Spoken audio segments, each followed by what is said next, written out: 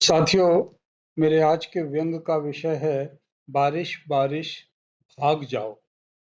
एक सूबे के वजीर तालीम ने ये ऐलान किया है कि ये अंग्रेजों ने अपनी संस्कृति, अपनी पोयम, अपना लिटरेचर हम पर थोप दिया है और ये भारत पर लादने का जो ऊट-पटांग करता है उन्होंने छोटे बच्चों के कोमल मन को प्रभावित करने वाली शुरू से ही लगा दी, नर्सरी में लगा दी। सोचिए, बच्चा बड़ा बाद में होगा, पहले वो उनकी अंग्रेजी की कविताएँ सीखेगा और वो उस तरह की कविताएँ जिनका कोई अर्थ नहीं है या जो अर्थहीन हैं या फिर आपको अपनी संस्कृति से विमुख होना सिखाती हैं। तो ये जो है ना उनके कोमल मन को इस तरह से शुरू से ही प्रभावित करने की अंग्रेज़ों की ये कुचेष्टा रही रादर। इस तरह से बल्कि कहना चाहिए उनके छोटे-छोटे कोमल मन में, दिमाग में ज़हर भर दिया और हमारे बच्चों को इसी तरह की चीज़ें पढ़ाई जाने लगीं, जो कि हमारी संस्कृति और हमारे परंपराओं के अनुकूल नहीं थी।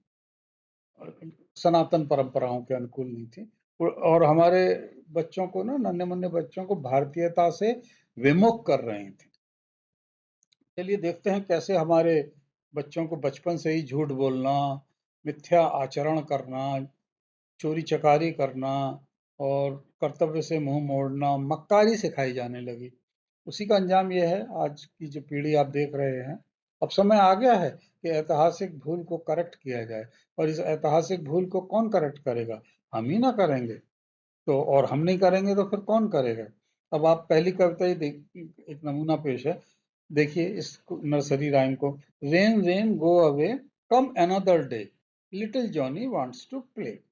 देखिए इसमें जॉनी को जो है ना एकदम स्वार्थी, सेल्फिश दिखाया गया है। वो इस जॉनी के बच्चे को किसानों का कोई ख्याल ही नहीं है, ना उनकी कोई परवाह है। वो तो उसे ये भी नहीं मालूम है कि किसान हमारा अन्नदाता है। अगर बारिश नहीं होगी, अगर वो यही कहता रहेगा जॉनी जॉनी गो अवे, तो बारिश कब होगी?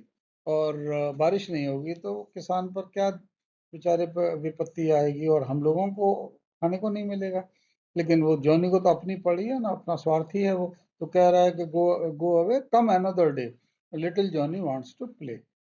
अब ये जो छोकरा जॉनी है, ये रेन से कह रहा तुम चली जाओ, मुझे तो बस खेलना है। ये हमारी संस्कृति नहीं है। उल्टे ये हमें स्वार्थी होना सिखाती है शुरू से ही।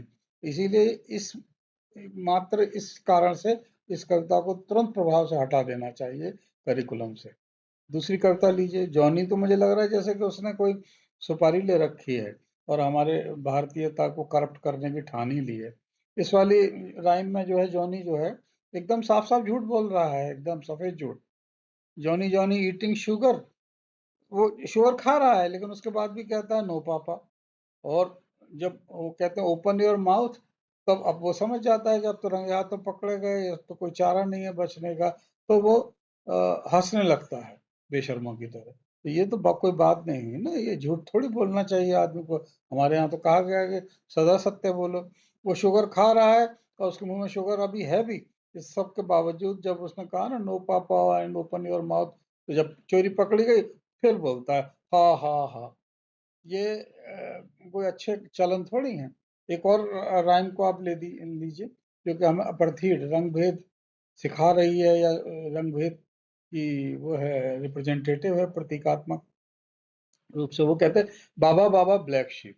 अरे भाई, बाबा बाबा ब्लैक शीप बोले तो क्या? मतलब ब्लैक ही शीप क्यों? शीप तो सफ़ेद भी होती है, ग्रे कलर की भी होती है, ब्राउन भी होती है, लेकिन नहीं, बाबा बाबा ब्लैक शीप। तो ये जो है ना, ये हमें अपर्थीड की तरफ ले जा रही है, इस तरह की कविताएँ। और इसी राइम में एक लाइन आती है, वन फॉर माय डेम। अब ये देखिए, किसी की बहन-बेटी को डेम कहना कहाँ तक उचित है? ये कोई शरीफों का चलन है कि साहब डेम। और इतना ही नहीं, वो कहता है माय डेम। भई ये तो कुछ ज़्यादा नहीं हो गया माय डेम? इतने पे तो भारत में ऑनर किलिंग हो जाती है। तो सर ये माय डेम क्या होता है? भई किसी की बहन-बेटी है, उसको आप इस तरह माय डेम कह के तो बिल्कुल भी संबोधित नहीं करते हैं किसी थर्ड पार्टी के आगे। और इसी श्रृंखला में एक और कविता है, जो अंग्रेज़ों ने हमारे समाज में फैलाई और हमारी मर्यादाओं को भंग करने का काम किया है। उसमें है, Jack and Jill went up the hill. देखिए, हमारे समाज में जैक एंड जिल, लड़का-लड़की साथ हिल पे नहीं जाते हैं, पहाड़ों पे नहीं जाते हैं। जब तक के हनीमून पर ही ना जा रहे हों। तो Jack and Jill well up the hill. अब हमारे ये देखिए, पानी वानी भरने का जो सारा काम है ना, वो हमने महिला समाज को दे रखा है। लड़कियां जाती हैं, महिलाएं जाती हैं, बहुएं जाती हैं, सास जाती है, ननद जाती है। इसमें वो नहीं जाता है कोई, क्या बोलना चाहिए उसको, लड़के नहीं जाते हैं, जैक नहीं जाता है। और फिर पानी चाहे भले कहीं से लाना हो, नदी से लाना हो, तालाब से लाना हो, और अपना जिसे बोलते हैं कुएं से लाना हो, लेकिन हमारे यहाँ पहाड़ पे चढ़कर पानी लाने का रिवाज ही नहीं है। और वही बात हुई, जिसका डर था दोनों फिसल गए तो सब अपना चोट लग गई। और उसी के प्रतीकात्मक आज भी जब वैलेंटाइन डे पर ये जैक एंड जिल कहीं दिख जाते हैं, तो हम उनकी अच्छी खासी पिटाई कर देते हैं, है ना जी, ताकि उन्हें उसका एहसास रहे। लास्ट में एक और कविता का मैं आपको उदाहरण देना चाहूंगा। Twinkle twinkle little star, how I wonder what you are, like a diamond, diamond in the sky. अब देखिए, हमारी ये संस्कृति तो हमें रूखा सूखा खाने का, सिंपल जीवन जीने का सबक देती रही है। हमारे यहाँ उस चीज को बड़े उससे देखा जाता है कि सब देखिए कितना सादा जीवन है इसका। लेकिन यहाँ जो छुटपन से ही डायमंड की बातें हो रही हैं, ज्वेलरी की बातें हो रही हैं, तारों की बात हो रही है, तो ये कोई व्यवहारिक या प्रैक्टिकल पक्ष नहीं है। बच्चा दिवा स्वप्न ले रहा है, ये तो डे ड्रीमिंग वाली बात हो गई ना। और ये जो दिवा स्वप्न में अभी क्या देख रहा है वो, हीरे मोती। तो ये हमारी सांसारिक प्रवृत्ति की तरफ ले जाता है, ये विलासिता का प्रतीक है हीरे मोती। तो बचपन बच्चा अगर बचपन से ही हीरे जवाहरात की बात करेगा, तो आप समझ ही सकते हो कि आगे वो क्या बनेगा, उनको बताने की जरूरत ही नहीं है। अतः ये कुछ उदाहरण हैं, इसलिए दिए गए कि जब आप आंख खोले तभी सवेरा है ना। इसीलिए अभी तुरंत प्रभाव से जितनी भी अंग्रेजी की राइम्स हैं, कविताएं हैं, वो हमारी संस्कृति के खिलाफ हैं। इनसे जल्द से जल्द छुटकारा पा लेना चाहिए और इन्हें रिप्लेस कर दीजिए। अब आपके पास बतेरे मंत्र हैं, आरती हैं, श्लोक हैं, दोहे हैं, चौपाई हैं। शुभस्य शीघ्रम। Thank you.